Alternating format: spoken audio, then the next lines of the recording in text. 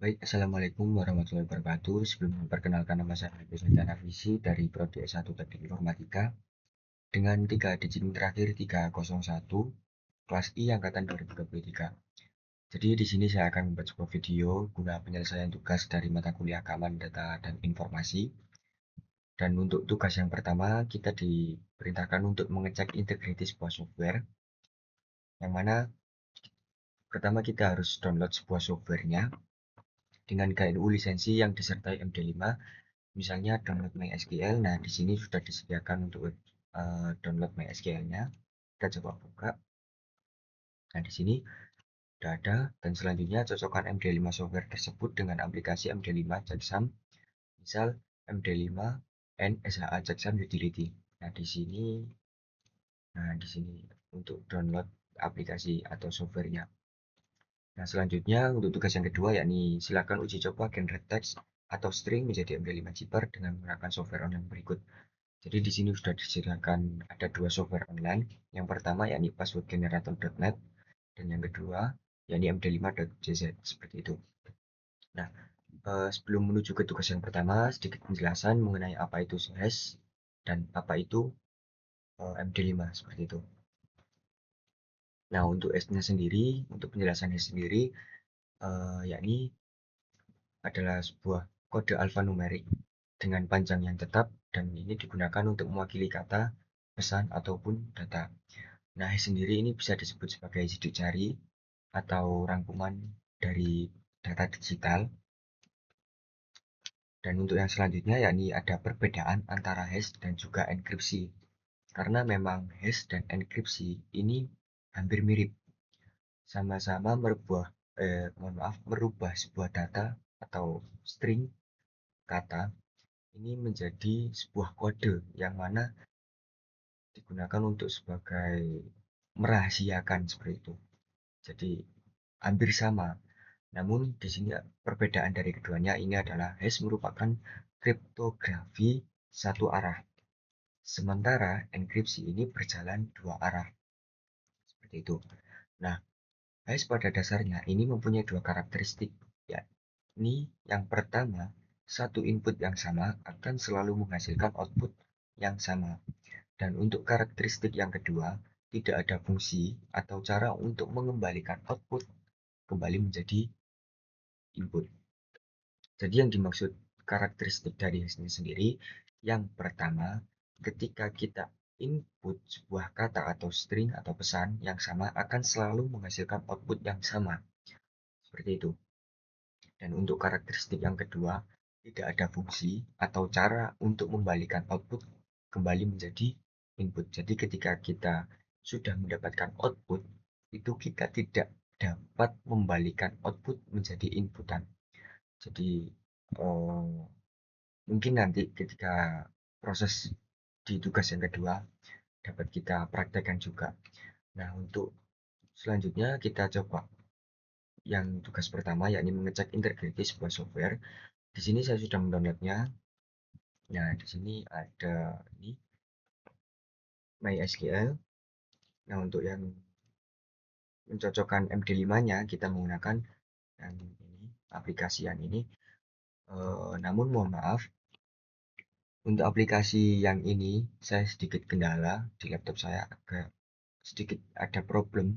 Jadi saya menggunakan sebuah program Python yang mana ini saya ambil dari repo developer OOP7.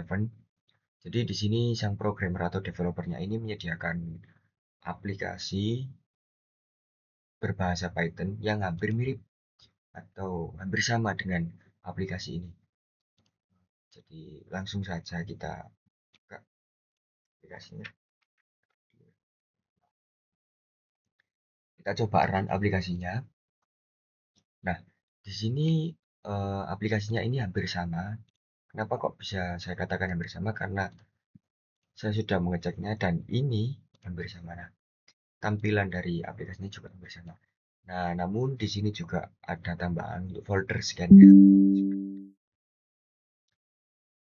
Baik, kita langsung saja tanpa berlama-lama kita coba cari aplikasi softwarenya menuju download MySQL. Nah, untuk selanjutnya kita mencocokkan MD5 software tersebut dengan aplikasi MD5 Checksum seperti itu. Nah, di sini udah ada keterangan mengenai MD5 dari softwarenya. Ini kita kopas. Nah, kita paste, kita verify. Sukses. The input has matched one of the computer tests. Nah, ini tandanya sukses atau berhasil. Karena memang MD5 yang ada di sini, ketika kita cek menggunakan aplikasi software ini, itu hasilnya sama. Nah, ini juga ada kelebihan dari program aplikasi ini, dapat folder scan juga seperti itu. Nah, untuk yang selanjutnya yakni generate sebuah teks atau string menjadi MD5 zipper seperti itu. Bentar, saya ini ke password generator.net terlebih dahulu. Nah, di sini saya menggunakan teks bunuh raja malam ini. Nah, di sini udah berhasil menggenerate sebuah kode MD5. Ini kita copy dulu. Nah, di sini kita perhatikan juga bahwasanya di sini itu hurufnya kapital semua. Nah, untuk yang selanjutnya ada di software website md5.cz. Nah, ini kita coba. Nah, ini udah saya kita klik install link.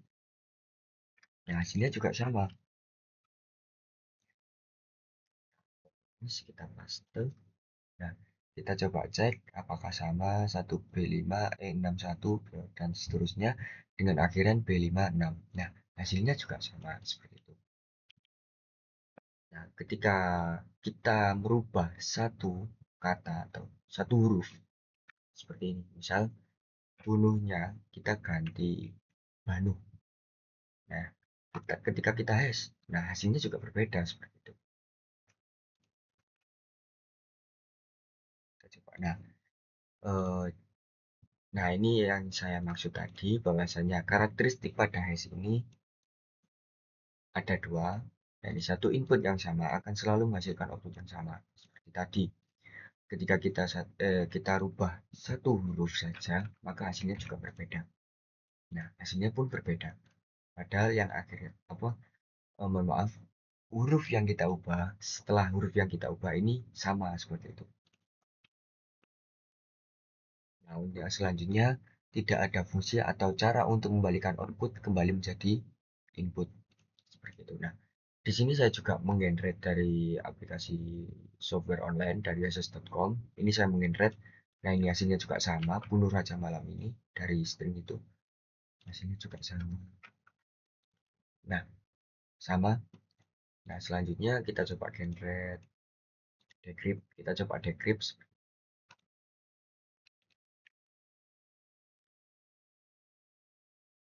6SD. Kita coba decrypt MD5-nya apakah bisa atau berhasil, dan hasilnya tidak bisa. Karena apa? Karena sesuai penjelasan karakteristik dari hashnya sendiri, tidak ada fungsi atau cara untuk membalikan output kembali menjadi input. Nah, di sini ini saya sudah mengecek sebelumnya dari ini yang hurufnya kapital. Nah, sekarang kita coba cek menggunakan huruf yang non kapital seperti itu. Kita coba identifikasi bahwasanya kode tadi itu adalah MD5. Nah, di sini udah possible identification, jadi sudah ditemukan bahwasanya ini adalah kode yang dihasilkan dari MD5, algoritma MD5 seperti itu. Nah, mungkin itu saja yang dapat saya sampaikan, kurang lebihnya saya mohon maaf. Saya akhiri, wallahul muwaffiq ila aqwamit thoriq. Wassalamualaikum warahmatullahi wabarakatuh.